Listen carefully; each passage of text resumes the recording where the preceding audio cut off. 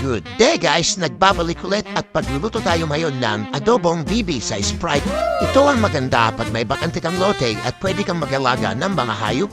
Para pag wala kayong mailuto, pwede kayong magtatay ng inyong mga alaga. Pero pag wala ka rin mailuto at wala ka rin mga alaga, try mo yung alaga ng kapitbahay nyo. Tara, umpisahan na natin mga boss. Bali natanggal na yung mga balahibo at ipo-blowtorch natin para matanggal yung mga maliliit na balahibo. You know, parang malitsyon na. Okay lang yung ganyan, nakakadagdag ng lasa, lalo na pag adobo yung pangluluto nyo. Iwain na natin mga boss. Pag panggulam, okay lang na medyo malalaki ang hiwa. Pero pag pangkulutan, i-blender mo na lang. Ayan, okay na, lutuin na natin. Sindihan na ang kalan at pag mainit ng lutuan, lagyan mo na ng mantika. Pag mainit ang mantika, salang na natin yung luya. Lagi kong ginuuna ang luya sa tuwing ako'y magigisa. Mas malasa kasi ito pag matagal siyang nasasangkot siya. Ayan, salpak na yung sibuyas. Lutuin lang bahagya yung sibuyas at ilagay na yung bawang. Okay! Haluin hanggang sa lumabas yung mga aroma nito. Ibagsak na rin natin yung bay leaves. Hindi yan mawawala sa adobo. At ito na naman, yung dato puting paminta namin. Hayaan lang nating magisa yung paminta at ibagsak na natin yung karne ng bibi.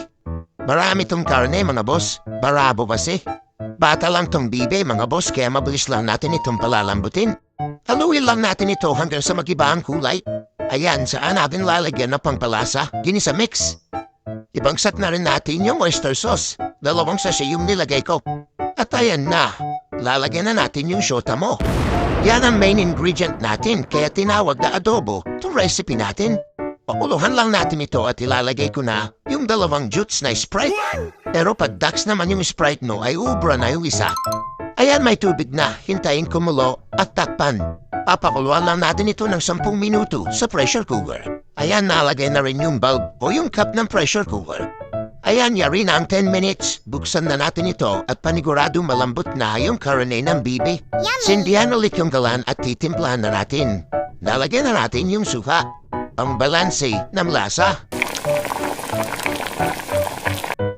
Ayan, maglalagay din tayo ng chicken powder. At garlic powder. Lasa niyan mga boss, haluin lang natin at takpan para maluto yung suka. At ito na, luto na siya mga boss. Ang bango niya at nagmamantika. Yummy! Hindi ko gaano pagmamantikahin to mga boss para meron siyang konting sauce. You know, sarap niyan mga par.